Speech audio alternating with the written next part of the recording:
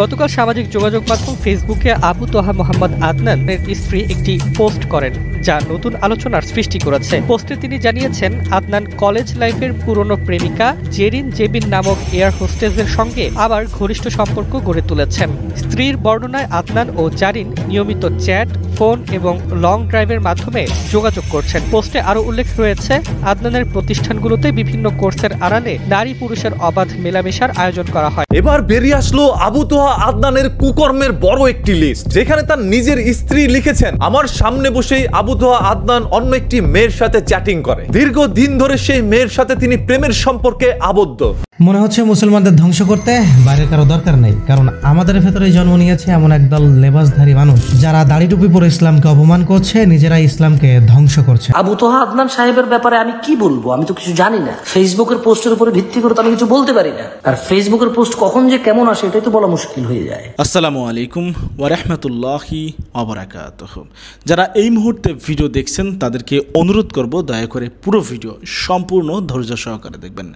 খুবই গুরুত্বপূর্ণ এবং অত্যন্ত ইম্পর্টেন্ট ভিডিও নিয়ে হাজির হয়েছি, উপস্থিত হয়েছি আপনাদের মাঝে। প্রিয় দর্শক, সম্মানিত বন্ধুগণ, দর্শক শ্রোতা মণ্ডলী, কি শুনলাম আমি তো রীতিমতো হতভম্ব হয়ে গেলাম।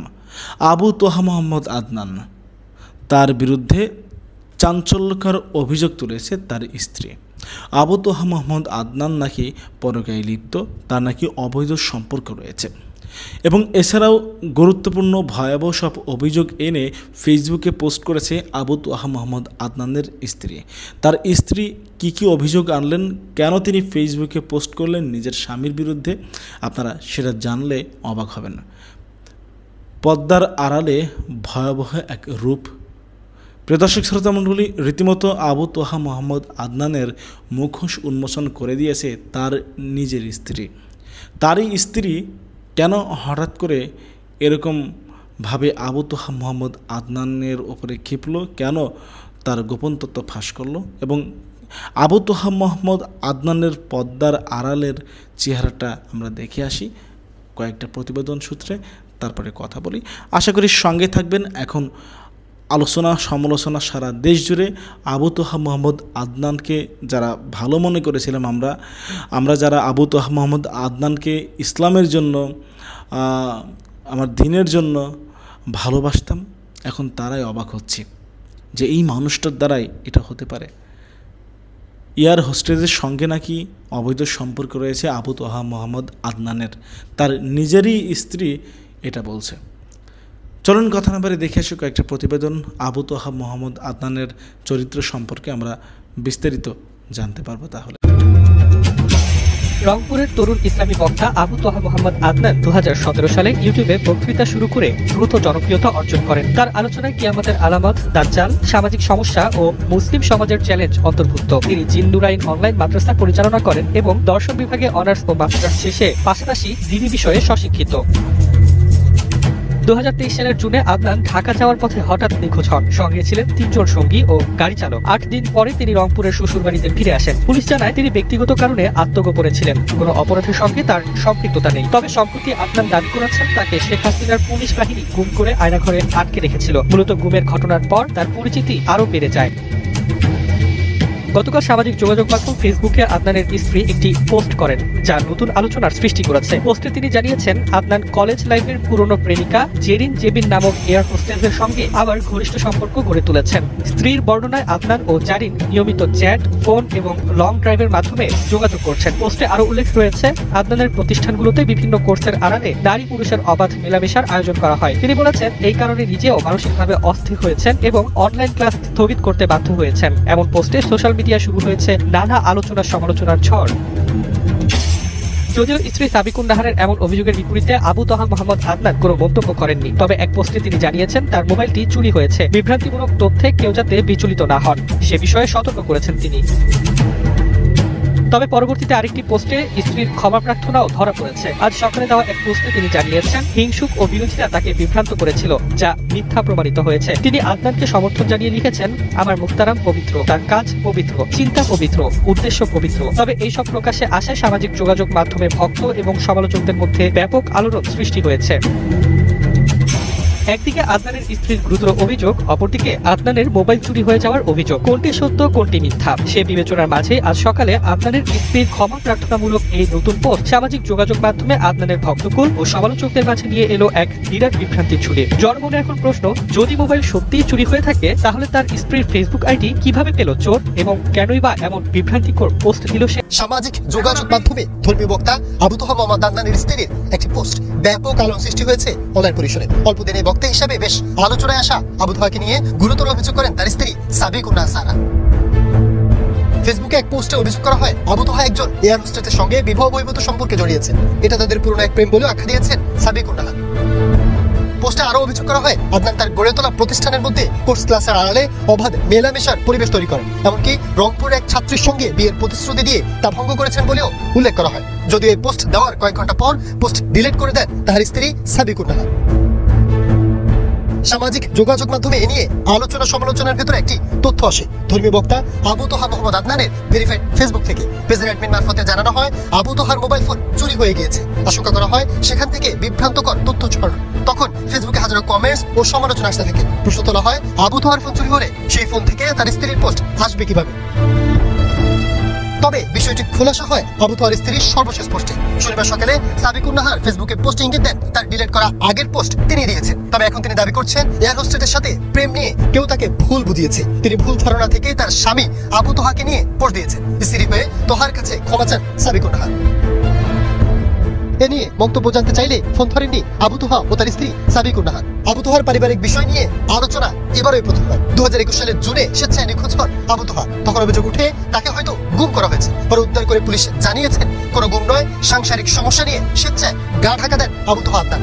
এবার বেরিয়ে আসলো আবু তোহা আদনানের কুকর্মের বড় একটি লিস্ট, যেখানে তার নিজের স্ত্রী লিখেছেন আমার সামনে বসেই আবু তোহা আদনান অন্য একটি মেয়ের সাথে চ্যাটিং করে। দীর্ঘদিন ধরে সেই মেয়ের সাথে তিনি প্রেমের সম্পর্কে আবদ্ধ। ধারণা করা যায় 15 বছর আগে সেই মেয়েকে তিনি বিয়ের প্রস্তাব দিল। সেই মেয়েটি তখন তার বিয়ের প্রস্তাবটি নাকচ করে দেয়। এর পরবর্তীতে সেই মেয়েটির জন্য আবু তোহা আদনানের মনে একটি ভালোবাসার জায়গা থেকেই যায়। দীর্ঘ 15 বছর কেটে যাওয়ার পরে ওই মেয়েটির সাথে এখন চ্যাটিং এ মগ্ন হচ্ছে এই আবু তোহা আদনান হুজুর। নানা ধরনের দাবিতে তিনি এও লিখেন যেখানে আবু তোহা আদনান নারীদেরকে বারবার পর্দার কথা বলতেন, সেখানে আবু তোহা আদনান হুজুর নিজে কিভাবে নারীর সাথে কথা বলেন। এছাড়াও তার শিক্ষা প্রতিষ্ঠানে ছেলে মেয়ে উভয়কে একসাথে লেখাপড়া করাচ্ছে। এরকম একটি পোস্টকে কেন্দ্র করে আবু তোহা আদনান হুজুর বলেন আমার মোবাইল ফোনটি চুরি হয়ে গিয়েছে। আবু তোহা আদনান হুজুর যেন শাক দিয়ে টাক ঢাকার চেষ্টা করেন। তবে কিছুক্ষণ পরে তার বউ আবার সেই পোস্টটি ডিলিট করে বলেন আমার ভাবনার মধ্যে ভুল ছিল, আমি যে তথ্যগুলো পেয়েছিলাম সেগুলো ভুল। মানে আবু তোহা আদনান হুজুর এই ধরনের কোনো কাজ করেই না। এখন কথা হচ্ছে তাহলে তার স্ত্রী কি জেনে তার স্বামীকে নিয়ে এরকম একটি বাজে মন্তব্য করতে পারে? যেহেতু আবু তোহা আদনান হুজুর লক্ষ লক্ষ মানুষের হৃদয়ের মধ্যে জায়গা করে নিয়েছে বা তিনি এখন একজন পাবলিক ফিগার বা একজন পপুলার ব্যক্তি, সেইখানে তাকে নিয়ে একটি মন্তব্য করার আগে অবশ্যই সেটা যাচাই করে নেওয়া দরকার ছিল। যেহেতু তিনি একজন ঘরের স্ত্রী, তার নিজেরও পরিবার রয়েছে, আবু তোহা আদনান হুজুরেরও পরিবার রয়েছে। আগে পরিবার সবাই একত্রে হয়ে এটা নিয়ে আপনারা কথা বলতে পারতেন। তবে পরিবারের মধ্যে সেই সকল কথা না তুলে আপনি ফেসবুকের মধ্যে একটি জনসম্মুখে পোস্ট করে দিলেন। বিচার কি আপনি ফেসবুক যারা চালায় সেই সকল নেটিজেনদের কাছে চাচ্ছেন, নাকি আপনি সুষ্ঠু বিচার চাওয়ার জন্য আপনার পরিবারকে জানানো উত্তম ছিল? যেহেতু আপনি পরিবারকে না জানিয়ে আপনি সেই বিষয়টি সামাজিক যোগাযোগ মাধ্যমে ছড়িয়ে দিয়েছেন, সেহেতু আপনি নিজেও যে একজন সেলিব্রিটি হওয়ার চেষ্টা করছেন এইটা ধরে নেওয়াই যায়। আপনার স্বামী আবু তোহা আদনান হুজুর যদি আসলেই খারাপ হতো তাহলে এরকম একটি ঘটনা ঘটানোর পরও আবু তোহা আদনান হুজুর আপনাকে ক্ষমা করে দিতেন। তিনি আপনার ভুলটা বুঝতে পেরেছেন এবং তিনি কিন্তু তার মন থেকে আপনাকে ক্ষমাও করে দিয়েছেন। স্বামীকে নিয়ে এরকম বাজে মন্তব্য করার আগে অবশ্যই আপনার 101 বার চিন্তা ধারণা করা প্রয়োজন ছিল। যখন একজন মানুষ পাবলিক ফিগারে পরিণত হয় তখন হাজারো মেয়েরা তাকে মেসেজ করে, সেই মেসেজের রিপ্লাই মাঝে মাঝে দিতে হয়। এর মানে এই নয় যে সে তার সাথে প্রেম করছে। আসলে যদি আপনি আপনার স্বামীকে বিশ্বাস করে থাকেন তাহলে কারোর সাথে চ্যাটিং করা মানেই যে সে তার সাথে প্রেম করছে এইটা আপনি বলতে পারতেন না। যেহেতু তিনি একজন আলেম মানুষ বা তিনি একজন হুজুর মানুষ, সেহেতু অনেক মানুষই তার কাছ থেকে নানা ধরনের মাসালা জানতেই চায়। আর সেই মাসালাগুলো বলতে গিয়ে আজ আবু তোহা আদনান হুজুরের বিরুদ্ধে এরকম একটি অভিযোগ তুলে দেন আপনি, যেটা আসলেই নিন্দনীয়। আপনি একজন স্ত্রী হয়ে স্বামীকে নিয়ে এই ধরনের কথা বলে হাজারো স্ত্রীর মনের মধ্যে এরকম একটি বিভ্রান্ত সৃষ্টি করে দিয়েছেন। স্বামীরা চ্যাটিং করা মানেই কোনো পর নারীর সাথে রিলেশনে জড়িত হচ্ছে। তবে অতীতে তো দেখেছিলাম আপু, আপনি নিজেই আপনার স্বামীর জন্য পাগল হয়ে গিয়েছিলেন যখন আবু তোহা আদনান হুজুর হারিয়ে যায়। আমি ওনাকে অনেক ভালোবাসি, আমি আপনাদের বোন, জাস্ট আমি ওনাকে ফিরে পেতে চাই। আপনি তাকে খোঁজার জন্য সাংবাদিকদের সামনে এসে নানাভাবে কান্নাকাটি করে আপনার ভালোবাসার জানান দিচ্ছেন। তবে আজ সে ভালোবাসা কোথায়? তবে সোশ্যাল মিডিয়াটা এমন একটি জায়গা, কোনো নারী যদি কোনো ভুল পোস্ট করে থাকে তাহলে সেটাকে সত্য হিসাবে বিবেচনা করেই আপনারা ভাইরাল করে দেন, কারণ নারীদের চোখের একটু অশ্রু আপনারা সহ্য করতে পারেন না। তবে একজন পোলা মানুষ যদি সারা জীবন আপনার সেটা নিয়ে বলতে থাকে ভাই ওটা মিথ্যা মিথ্যা, আপনি সেটা বিশ্বাস করবেন। যেহেতু আদনান হুজুর এখন আলোচনায় আসুক আর সমালোচনায় আসুক, তার নামটা এখন ট্রেন্ডে চলে আসছে, সেহেতু এবার ওয়াজ মাহফিলে আদনান হুজুরকে সিরিয়াল দিয়েও পাবেন। তাই তার ক্ষতি করতে গিয়ে আপনার অজান্তেই তার উপকার করে ফেলেছেন। একজন আলেমের বিরুদ্ধে কোনো কিছু না জেনে এরকম বাজে পোস্ট থেকে সবাই বিরত থাকা। যেহেতু আবু তোহা আদনান হুজুরের স্ত্রী নিজেই বলেছে তিনি ভুল করেছে, সেহেতু এই বিষয়টি সম্পূর্ণ মিথ্যা। তবে সোশ্যাল মিডিয়ার কিছু লিটিজেনরা বলছে স্ত্রীকে জোরপূর্বক ভাবে আবু তোহা আদনান হুজুর এই পোস্টটি করিয়েছে এবং অতীতের পোস্টটি ডিলিট করিয়েছে। মনে হচ্ছে মুসলমানদের ধ্বংস করতে বাইরে কারো দরকার নেই, কারণ আমাদের ভেতরে জন্ম নিয়েছে এমন একদল লেবাসধারী মানুষ যারা দাড়ি টুপি পরে ইসলামকে অপমান করছে, নিজেরা ইসলামকে ধ্বংস করছে। একদল দাড়ি টুপি পরা মানুষ কবর থেকে লাশ তুলে নির্দ্বিধায় পুড়িয়ে দিচ্ছে। কেউ আবার রাস্তা থেকে জোর করে মানুষদের ধরে দাড়ি চুল কেটে দিয়ে ধর্মকে হাসির খোরাক বানাচ্ছে। কেউ বা আল্লাহর জমিনে দিন কায়েমের ভাষণ শুনিয়ে মণ্ডপে দাঁড়িয়ে গীতা পাঠ করছে।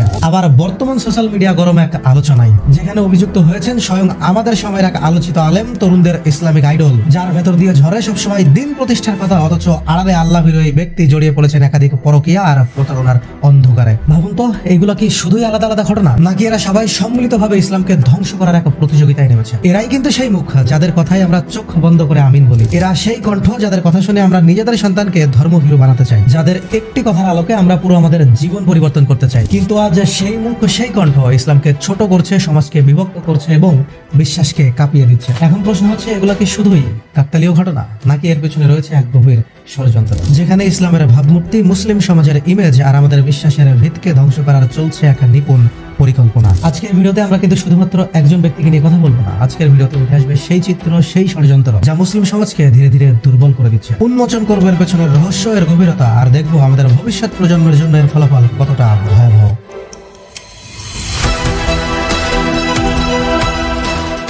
আসলে এই সমস্ত সমস্যার গোড়ায় কিন্তু আছে একটাই জিনিস, ধর্মকে ব্যবহার করা হচ্ছে ব্যবসার হাতিয়ার হিসাবে। আজকাল আমাদের সমাজের বেশিরভাগ মানুষ কিন্তু ইসলামকে মানছে না আমল করার জন্য, বরং ইসলামকে ব্যবহার করছে পাওয়ার, জনপ্রিয়তা আর টাকা কামানোর জন্য। আপনি যদি একটু খেয়াল করেন তাহলে দেখতে পাবেন এরা বাইরে থেকে নিজেদেরকে যতটা আল্লাহ ভীরু দেখায়, ভেতরে এরা ততটাই লোভ আর কামনায় ভরা। ধর্মের আড়ালে রাজনীতি, ধর্মের আড়ালে বাণিজ্য, ধর্মের আড়ালে ব্যক্তিগত সম্পর্ক চালানো, সবই এদের মূল খেলা। আর ফলাফল, আমরা সাধারণ মুসলমানরা আসল দিন কোথাও পাই না, বরং পাই বিভ্রান্তি, পাই মিথ্যা প্রতিশ্রুতি আর মুখোশধারী ইসলামের চেহারা। আর এটাই সেই ফাঁদ যেখানে মুসলিম সমাজ বারবার আটকে যাচ্ছে। যে আলেমকে আমরা আমাদের সন্তানের সামনে দাঁড় করে দিয়ে বলি তার মতো হও, যার বক্তব্য শুনে হাজারো তরুণের চোখে আল্লাহর ভয় নেমে আসে, যে মানুষ আমাদের শেখায় পরকীয়া থেকে বাঁচতে, হারাম সম্পর্ক থেকে দূরে থাকতে। যদি বিবাহিত কোনো ব্যক্তি জিনা করে ফেলে, তারপরেও যদি তার এই মামলাটা ইসলামিক কোর্টে চলে আসে, তাহলে তাকে রজম করতেই হবে, বেঁচে থাকার অধিকার নাই। আজ যখন সেই মানুষটি নিজের হারাম সম্পর্কের অন্ধকারে জড়িয়ে পড়ে, তখন আমাদের বিশ্বাস কোথায় গিয়ে দাঁড়ায়? আমি ব্যক্তিগতভাবে স্বীকার করছি, আমি নিজেও কিন্তু তার অনেক বড় ভক্ত ছিলাম। পুরো সোশ্যাল মিডিয়াতে তার যতগুলো বক্তব্য রয়েছে, প্রতিটি বক্তব্য আমি শুনেছি, ইভেন হয়তো মুখস্থ হয়ে গেছে। কিন্তু যখন এরকম একজন মানুষের বাস্তবে মুখোশ খুলে পড়ে, তখন ভাই যে ধাক্কা লাগে তা শুধুমাত্র ওই আলেমের ব্যক্তিগত ধাক্কা নয়, গোটা একটি প্রজন্মের বিশ্বাস কেঁপে ওঠার ধাক্কা। কারণ একজনের ভণ্ডামি কেবল শুধুমাত্র ওই একজন ব্যক্তিকে ছোট করছে না, এটা গোটা ইসলামের ইমেজকেই পুরো বিশ্বের কাছে প্রশ্নবিদ্ধ করে। এখন বিষয়টা তো আপনারা সবাই জানেন, আমাদের সবার আইডল আবু তোহা আদনান হুজুরের পরক্রিয়া প্রেমের ঘটনা, যেটা তার নিজের স্ত্রী তার নিজের অফিসিয়াল ফেসবুক পেজের মাধ্যমেই উন্মোচন করেছে। পরবর্তীতে অবশ্য সেই পোস্ট ডিলিটও করা হয়েছে। অবশ্য আজকে আবার তার স্ত্রীর সেই ফেসবুক পেজ থেকে আবারও একটি নতুন পোস্ট আপলোড করা হয়েছে। কেউ কেউ সেটা দেখে অবশ্য তৃপ্তি পেয়েছেন, কিন্তু ম্যাক্সিমাম নেটিজনদের রিঅ্যাকশন তাকে নিয়ে অন্যরকম। আর ভাই এই বিষয়টাও যথেষ্ট ঘোলাটে। আমাদের কাছে যে সোর্স আছে, চাইলে সমস্ত কিছু আমরা প্রুফ করতে পারতাম, কারণ হুজুরকে উদ্দেশ্য করে যে পোস্টটি দেওয়া হয়েছিল সেটি প্রায় 2 ঘন্টা অনলাইনে ছিল। কিন্তু এরই মাঝে ঘটে গেছে অনেক জল্পনা আর কল্পনা, যা এই প্রিয় হুজুরের ব্যক্তিত্বকে প্রশ্নবিদ্ধ করে। কিন্তু আমি প্রমাণ করছি না, কারণ আজকের ভিডিওতে আমরা শুধুমাত্র তাকে নিয়ে কথা বলার জন্য আসি নাই। আজকের ভিডিওতে উঠে আসবে দাড়ি টুপি পরে আলেমরা সবাই মিলে যে ইসলামকে ছোট করার এই প্রতিযোগিতায় নেমেছে। আমরা দেখবো এই পুরো ইকোসিস্টেমের পিছনে আসলে কোন ষড়যন্ত্র কাজ করছে। একজন দাড়ি টুপি পরা আলেম যখন পরকীয়ায় ধরা পড়ে, একদল তথাকথিত দিনদার যখন লাশ পুড়িয়ে দেয়, তখন শুধুমাত্র কিন্তু তার ব্যক্তিগত ইমেজই নষ্ট হয় না, এর আঘাত লাগে পুরো মুসলিম সমাজে। ভাবুন তো, যখন পশ্চিমা গণমাধ্যম এগুলো প্রচার করে, তখন তারা কি বলে প্রচার করে? তারা কি বলে অমুক এই ভুল কাজ করছে? না, তখন তারা বলে মুসলিমরা এমন কাজের সাথে জড়িত আর ইসলাম এমনই। আর এই এক একটা কেলেঙ্কারি, এক একটা আঘাত, যা গোটা মুসলিম উম্মার সম্মানকে একদম মাটিতে মিশিয়ে দিচ্ছে। যেখানে আমরা চেয়েছিলাম দিনের মাধ্যমে পৃথিবীর কাছে উদাহরণ হতে, সেখানে আমরা আজ নিজেদের হাতেই ইসলামের সম্মান নষ্ট করছি। এটা কিন্তু শুধুমাত্র একজনের নয়, এটা কিন্তু আমাদের সবার পরাজয়। আমাদের সন্তানের ভবিষ্যৎ, আমাদের ইসলামের দাওয়া, আমাদের মুসলিম পরিচয়ের ইজ্জত, সব কিন্তু আজ প্রশ্নবিদ্ধ। বিবেকবান সমাজ, আপনাদের একটু দৃষ্টি আকর্ষণ করছি, একটুখানি চিন্তা করে দেখেন, এই যে মানুষগুলো ইসলামের সম্মানকে নষ্ট করছে, এরা কি আদেও এই ইসলামের সম্মানকে নষ্ট করার যোগ্য? কোনো একজন ব্যক্তির কর্মকাণ্ডের দ্বারা গোটা ইসলামকে অপমান করা হবে তখন যখন ওই ব্যক্তি হবে ইসলামের প্রতিনিধি। তাহলে এবার পরবর্তী প্রশ্ন, এই ব্যক্তিগুলা কি আদৌ ইসলামের প্রতিনিধি নাকি এরা শুধুমাত্র লেবাসধারী কিছু অভিনেতা? পবিত্র কোরআনে কিন্তু পরিষ্কারভাবে বলা হয়েছে ইসলামের প্রতিনিধি কিন্তু সেই যার আমল তার কথাবার্তার সাথে মিলে, যার চরিত্রে আছে তাকওয়া, যার জীবনে আছে আল্লাহ ভীরুতা, আর যার ব্যবহারে আছে দয়া ও ন্যায়। কিন্তু আজ আমরা আমাদের চারপাশে একই দেখছি, বাইরে দাড়ি টুপি, হাতে তসবিহ, আর ভেতরে কামনা লোভার ক্ষমতার খেলা। তাহলে এবার প্রশ্ন, এরা কাকে রিপ্রেজেন্ট করছে, ইসলামকে নাকি নিজের ব্যক্তিগত স্বার্থকে? এবার আসেন একটু ভেতরে ঢোকা যাক। এই ঘটনাগুলো কি শুধুমাত্রই ওই ব্যক্তি দ্বারা সংঘটিত নোংরা কোনো কাজ নাকি এর পেছনে রয়েছে এক গভীর ষড়যন্ত্র? আমরা দেখছি প্রতিটি ঘটনা যখন সামনে আসে সাথে সাথে আন্তর্জাতিক মিডিয়া সেটাকে হাইলাইট করে। তারা কিন্তু বলে না একজন ভণ্ড আলেম এটা করেছে, তারা বলে পুরো মুসলমান জাতি এমন। এই এক্সাম্পল গুলো ব্যবহার করে তারা গোটা উম্মাকে হেউ করার চেষ্টা করে। আর এদের ভেতরে একদল কাজ করে যারা বর্তমানে বাংলাদেশে কাজ করছে। এরা সেই লেবাসধারী দল যারা নিজেদের স্বার্থে দিনকে ব্যবসায় পরিণত করেছে। বাইরে থেকে পশ্চিমা বিশ্বের এই সমস্ত মিডিয়া এবং ভেতর থেকে এই সমস্ত ভণ্ড আলেম, এই দুই শক্তি একসাথে টোটাল প্রোপাগান্ডার পিছনে কাজ করছে। আর এর ফলাফলে আমাদের সমাজ বিভক্ত হচ্ছে, যুব সমাজে বিভ্রান্ত হচ্ছে, আর ধীরে ধীরে ইসলামকে তুলে ধরা হচ্ছে সন্ত্রাস, অজ্ঞতা আর প্রতারণার প্রতীক হিসেবে। এটা নিয়ে যে গভীর ষড়যন্ত্র চলছে সেটা নিয়ে অলরেডি আমাদের অনুসন্ধান চলছে। ইনশাআল্লাহ খুব দ্রুতই আপনাদের সামনে সম্পূর্ণ বিষয় উন্মোচন করা হবে। কিন্তু এতটুকু মনে রাখবেন, এই টোটাল ঘটনা যে আমাদের চারপাশে ঘটে যাচ্ছে সেটা এটাই প্রমাণ করছে যে আমরা সবাই একটি পরিকল্পিত প্রতারণার শিকার।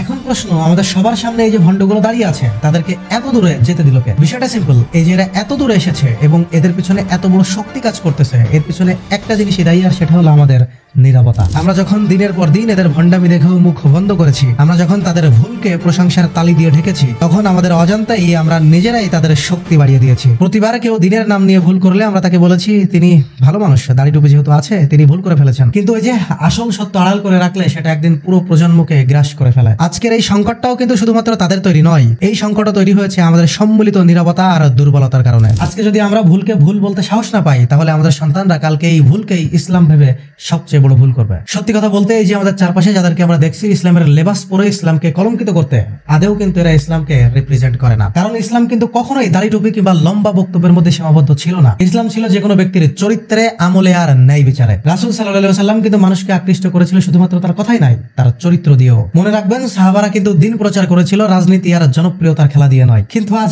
আমাদের চারপাশে আমরা কি দেখছি? একদল মুখোশধারী ধর্ম ব্যবসায়ী ইসলামের নাম ব্যবহার করছে নিজেদের সাথে, তাদের নিজেদের ভুলকে চাপিয়ে দিচ্ছে গোটা মুসলিম উম্মার উপর। আর এটাই আসল ট্র্যাজেডি। আমাদের পরবর্তী প্রজন্ম যখন ইসলাম শিখতে যাচ্ছে তখন দেখতেছে ইসলামের ভেতরে এইসব কেলেঙ্কারি। স্বাভাবিকভাবে তাদের চোখ থেকে ইসলামের আসল সৌন্দর্য হারিয়ে যাচ্ছে। কিন্তু মনে রাখবেন, প্রতারণা ইসলাম নয়, ভণ্ডামি ইসলাম নয়, ক্ষমতার খেলা ইসলাম নয়। আসল ইসলাম হচ্ছে সত্য, ন্যায় আর খোদাভীরুতার আরেক নাম।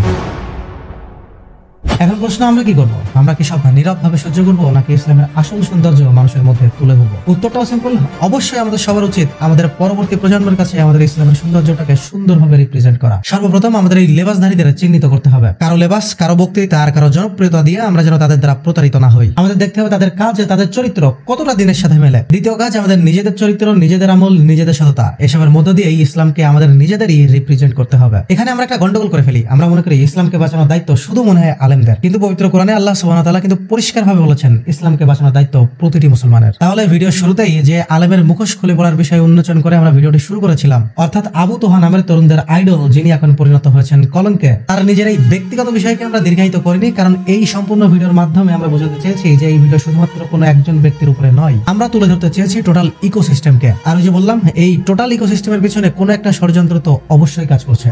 তাহলে আপনার মধ্যে আর আমার মধ্যে পার্থক্যটা কোথায় বলেন?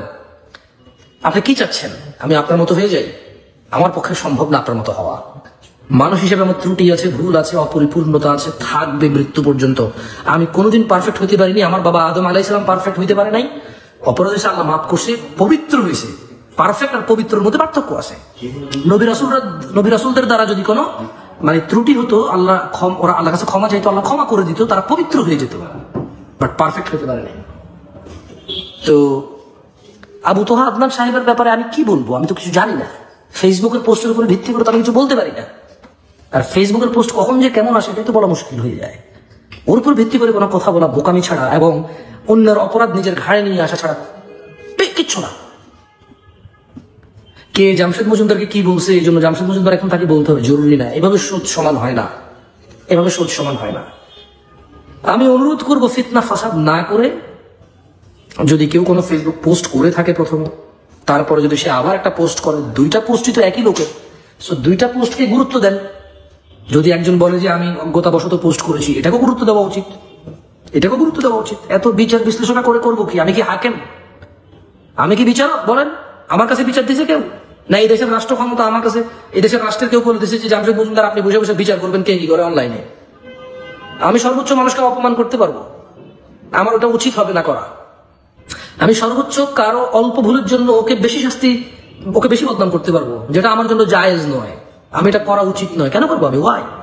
আমি তো কারো অপরাধ মাপার যন্ত্র মেশিন নিয়ে বসে নাই যে একটু হচ্ছে অপরাধ, একটু মাপছি, এবার একটু অনুযায়ী বিচার করা শুরু করছি। আমি হাকেম, এই দেশের মানুষ আমাকে বিচারক বানাইছে, আমি ফেসবুকে বসে বসে বিচার করবো এখন? আপনি কি চাচ্ছেন? আমি আবু তোহা আদনান সম্পর্কে কি বলবো? আবু তোহা আদনান সাহেব সম্পর্কে আমি কি বলবো? আমি তো জানি না আমার সম্পর্কে। আপনি জানেন, আপনি বলেন।